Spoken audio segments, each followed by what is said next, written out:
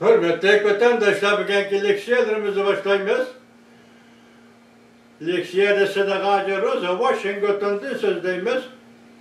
Bugünkü ıslahı işkeme 20. yıl 11. ayının 11. günü, haftaki çarşamba. Vaziyet cihetin gep açsak vatandaşlar bugün hem torbetedi filmde hem torbetedi yazmış şekilde mesela Cumhurbaşkanı Nezer torbetedi şunda bir haber geldi. Prezident Trump Arizona ştatında 15 bileti erişti dedi. Bu bir vaziyet. Yani bunun münasebetlik yakından ikinci günü saat 3'te etrafı da şıta haberlerde şundak değildi. Devlet İşler Katibi Mike Pompeo ne dedi? Biz hazır olmuşluk ve asayişlik işçide ikinci nöbetlik yaki ikinci mezgillik vazife üteş devreye kirip kelimiz. Yani Prezident Trump hükümeti ikinci kıtımlık yaki ikinci mezgillik vazife üteş devreye kirip keledi o dedi. Bu kalış vaziyet efendiler. Amerika Koşmuş Ştatları'nın Devlet İşler Katibi Mike Pompeo'nun obrazı nöbeti Uygurlar oturısı da Uygurlar arası da kandak obrazı kelligini silah yaxşı bilesizler vatandaşlar. Yani bir vaziyet bizden Uygurların özümüzün yakın zaman tarihindeki siyasi hayatına münasebetlik vaziyet. Bugün biz vatandaşlar Moşe kanalımızda, moşe televiziyemizde 1933 yılı 11. ayının 12. günü Uygur'un Kaşgar ülkesi ve Kaşgar şehrinde Uygur medeniyetinin beşiği, Uygur tili, Uygur edebiyatı ve Uygur örf adetlerinin beşiği ve şundaklı Uygur dini itikadının merkezi Kaşgar şehrinde İkinci kıtımlık Cumhuriyet, Uyguristan Halk Cumhuriyeti kurulğanlığının 85 yıllığının 1944 yılı 11. ayının 12. günü Uyguristan'ın ili ülkesi Gulcu şehrinde Cumhuriyet kurulğanlığının 75 yıllığını tebrikleyimiz hürmetli vatandaş. Benim siyasi meslekim yine aslıki keltiriş. Birincisi 1933 yılı 11. ayının 12. günü 1944 yılı 11. ayının 12. günü hazırki zaman tarihinin keyinki basmışları var. Yaki 20. asırdan o'ttirlarda kurulan iki katımlık Cumhuriyet ve şundakla birinci katım kurulan Yakup Bey Bedevleti'nin devlet kuruş küllerini tebrikleyimiz vatandaşlar. Devletim, Uyguristan Cumhuriyeti. Asli keltirişinin yanı biri 1945 yılı 2. ayının 11. günüdün 14. günüce Ukrayna, yani sabık Ukrayna, hazırki Ukrayna'mızın Kırım şehridir, Yalta şehridir. Kırım ülkesinin Yalta şehridir. Çakırılan halkara kompres ve 45 yılı 8. ayının 14. günü Moskova'da çakırılan halkara kompres ve bu konferans imzalanan Rostay şartnamesi. Bu içe Xitayga satılgan, Xitayga qo'shib berilgan, Xitayga majburiy tutib berilgan Uyg'uriston Cumhuriyetini asli keltirish. Haydi adda bir millat o'rnida dasturdimi? Akop kuchib, qo'liga qurol olib, qon to'kib o'rnidan dasturdimi? Devlet kurdimi?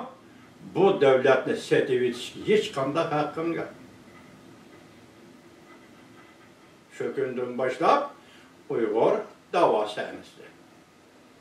Kim kılıvadıdı bu dava ne? Xilma-xil gepler 70 yıl dava kıldık, 30 yıl dava kıldık, 40 yıl dava kıldık. Kimge? Kaysi timi de, nime de? Nime dep dava kıldım?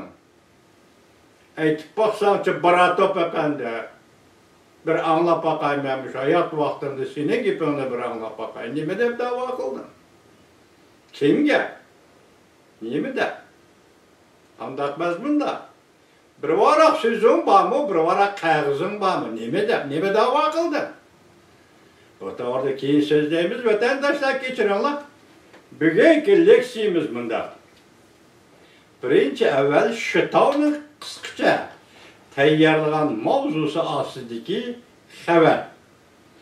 Şitav ve xabarlari Amerikada saylandı siyasi özgürlüş oldu. Muşu cümleni Şitav taşlama işiltip keliyotidir. Elala sada geldi. Devlet İşleri Mike Pompeo, birinci ayının 20. günü Prezident Trump hükümeti tabii halda ikinci mezgillik vazife öteş jarayoniga kirib keldi deb ko'rsatdi. Bütün dünya şahit buludu. Bütün dünya guvoh buludu. Muavin Prezident Mike Pence mundaq ko'rsatdi. Hamma narsa tehe ayaklaşkını yok. Kanunluk saylam biletini hesaplaş, bilet tutuşne orlaştırış ahırlaştı. Kilerepte serhillanın emmisi Katar'dan çıkandı. Sual belgesi. 11. ayının 10. günü YouTube, Şitav haberleri. Elde şunun münasebeti haberinin özü geleyle hürmetli vatandaş. Devlet İşleri Mike Pompeo gitti, devleti ziyaret kıldı. O şaşta Devlet İşleri Mike Pompeo mundaq ko'rsatdi. Asayişlik işide Prezident Trump'dan ikinci mezgillik vazife öteş müddetini kütüp alınız. Devlet İşleri Mike Pompeo haftanın ikinci günü bir meydan muhbirlarını kütüp eleş yığınıda Joe Biden lagırı bilen uçuruşuş doğrusunda muhbir sual koyganda Devlet İşleri Mike Pompeo mundaq cevap koydurdu. Men bütün dünyaya vədi veremem ki, asayişlik içinde Prezident Trump'dan ikinci mezgillik vazife öteş devrine kirimiz. Devlet İşleri Mike Pompeo mundaq ko'rsatdi. Donald Trump hükümetinin ötkinci devir jarayoni muqim ve asayişlik içinde orullanıdır. Dünya ötkinci devir ve vazifege tayinlash murosimining asayişlik içinde elib berilişiga to'liq ishonishi kerak.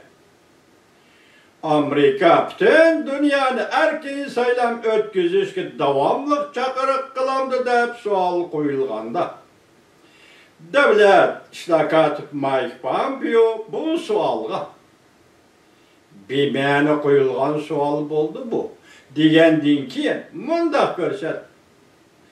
Amerika dunyoning har qaysi joylarida o'tkaziladigan saylovlar bexatar, erkin, adil bo'lgan bir sharoitda elib berilishiga chunqur ko'ngil bo'ldi.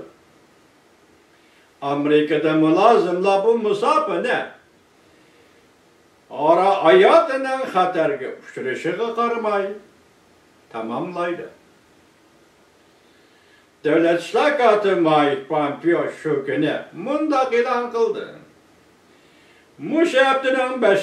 kunidan boshlab Fransiya, Turkiya, Gruziya, İsrail, Saudiya Arabiston Arab Birleşme Xalqligi hem de Katarlı 7 devletini ziyaret kılımen. Şu arlıkta bu devlet rehberleri bilen Prezident Trump tenişle yardışkın ve o şartla dünyavi hemkarlık için tarihi karakterlik inşallah görüştüğümüz. Eğer de bilmeni degeni devamlılık erken sayılan ötküzüşlü Amerika kullandığı degen sualının koyuluşu bu bilmeni. Çünkü Amerika devamlılık erken sayılan ötküzüşlü tertiplik ve umuşluk, asayişlik içinde sayılan ötküzüşlü Amerika özü tekitlavadıdır. Yani bu kadar Amerika'da sayılamda biz silahı sözlavatkan meselevatır çıktı. Bunun neticesi dahi yetip gelmedi vatandaşlar.